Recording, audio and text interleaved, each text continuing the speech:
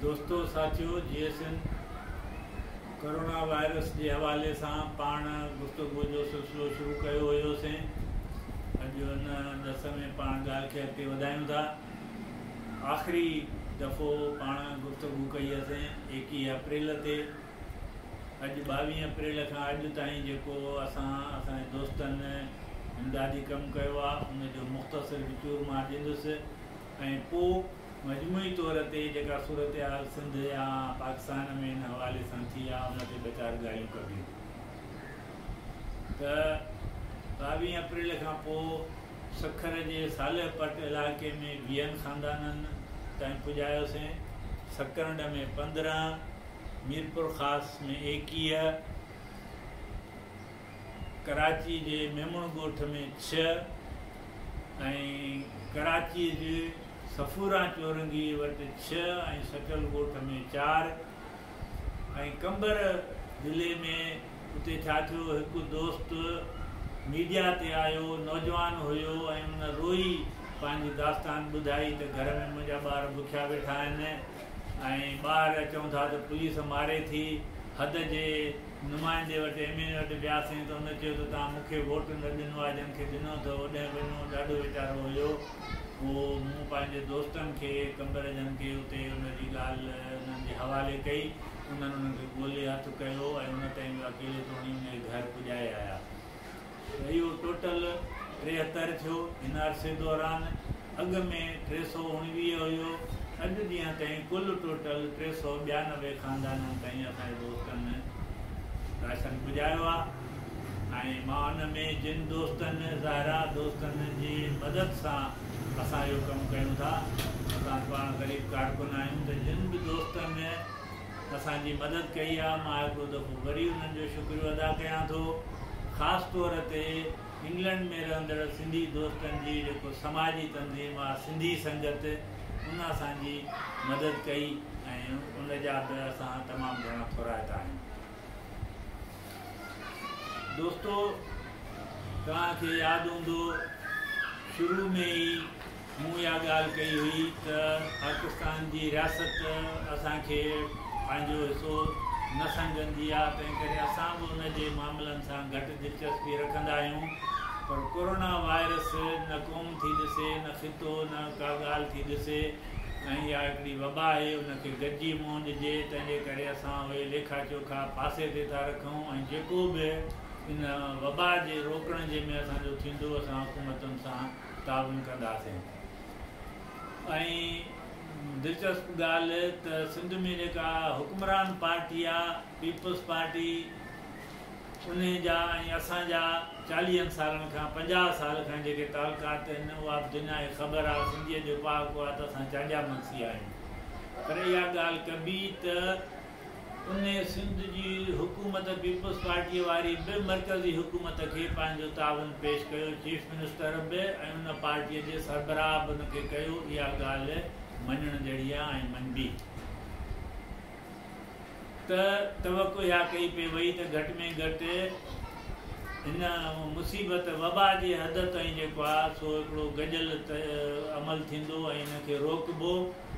पर लॻे थो त पाकिस्तान जी मर्कज़ी हुकूमत खे सिंध जे नाले खां ई का नफ़रत आहे, का चिड़ आहे। इन्हनि खे हर सूरत में सिंध सां मुखालफ़त करणी आहे। त जेतोणीकि ॿियनि सूबनि सिंध हुकूमत जी जिते PTI जी हुकूमत आहे उन्हनि बि सिंध हुकूमत जी पोइवारी कंदे लॉकडाउन कयो, पर मर्कज़ी हुकूमत बाक़ाइदे लाहे पाए बीठी आहे त सिंध खे नुक़सानु पुॼाइजे हर तरह सां, सियासी तौर ते वबा जे हिसाब सां ऐं ॿी तरह सां। त लॻे थो त जेको असां जंहिं जज़्बे सां कयोसीं, या सिंध पीपल्स पार्टी भली उहा हिकिड़ी इक़्तिदारी पार्टी आहे, इक़्तिदार लाइ सभु सौदेबाज़ियूं कयूं अथई, पर शायदि उहा बि आख़िर सिंध जी आहे त उन बि हिकिड़ो मुसबित रवैयो ॾेखारियो। पर पाकिस्तान जी हुकूमत पंहिंजो 70 साल वारो उहो रवायती किरदारु रखियो वेठी आहे ऐं बजाए हिनजे त सियासी इख़्तिलाफ़नि खे पोइ ते रखी ऐं गॾियल कमु कजे, उनजे उबतड़ हिन हुकूमत इहो सम्झो त ही मौक़ियो आहे। हिन वबा जे करे माण्हू हिन में फाथल आहिनि, इन मुसीबत में परेशान आहिनि। तंहिं करे छो न सूबनि ते वरी इन जे आड़ में न सिर वार कजे ऐं अरिड़हीं तरमीम ख़तमु करण जी वरी ॻाल्हि शुरू कयूं इन मरहले ते। जेतोणीकि अरिड़हीं तरमीम खे असां सिंध जे क़ौमी सवाल क़ौमी हक़नि जे हवाले सां कुझु नथा सम्झूं। तमामु नंढड़ो हिकिड़ो थोरी हिकिड़ी रिआयत जेका हक़ु न हुयो रिआयत ॾिनी हुयूं, उहा बि उन्हनि खां बर्दाश्त साहब जेको लिखियऊं ओतिरी बि कान ॾिनऊं, उनखां बि तमामु थोरी ॾिनऊं, उहा बि उन्हनि खां बर्दाश्त नथी थिए ऐं चवनि था त अरिड़हीं तरमीम खणी वञे ऐं दलील इहो थो ॾिनो वञे। जीअं मूं चयो त एग्ज़ैक्ट अरिड़हीं तरमीम सां को ख़ासि असांखे दिलचस्पी कोन्हे का, पर इन माइंड सेट जी अहमियत ज़रूरु आहे। इहो हिकु दफ़ो वरी ज़ाहिर करे थी त हिन रियासत हिन मर्कज़ी हुकूमत जो सिंध सां रवैयो कहिड़ो आहे। त दलील इहो त ॾिनो वञे त अरिड़हीं तरमीम जे ज़रिए सूबा सभु खणी विया, मर्कज़ वटि कुझु न रहियो, मर्कज़ी मिल्कियत खणी विया। मां उन्हनि खे त चवां त इहा मिल्कियत जेका ही इहा आई किथां? मर्कज़ छा आहे? छा इस्लामाबाद में पैसनि पैदा करण जा वण पोखियल आहिनि जन मां दौलत फुटे थी? पाकिस्तान जी दौलत हिते जे सरज़मीन धरतीअ मां पैदा थियल कुदरती वसीला आहिनि। तेल आहे, गैस आहे, कोयलो आहे, पाणी आहे, अनाज आहे, बंदर आहे, इहे सभु हिननि सूबनि जी मिल्कियत आहिनि। तेल, गैस, कोयलो इहे या बंदर जेके ठहिया आहिनि करोड़े सालनि जे अमल सां ठहिया आहिनि ऐं ही क़ौमूं हिते हज़ारे सालनि खां रहनि थियूं। पाकिस्तान जी उमिरि कुल 72 साल आहे, त इहा मिल्कियत इहा दौलत असांजी आहे, सूबनि जी आहे, जंहिं ते मर्कज़ कब्ज़ो कयो वेठो आहे। ऐं उहो जेको आहे हिकिड़ी ख़ैरात ॾिए थो, अचे थो त सूबा सभु खणी विया। असां इनखे रद्द कयूं था, इनखे कंडेम कयूं था इनखे, ऐं इहो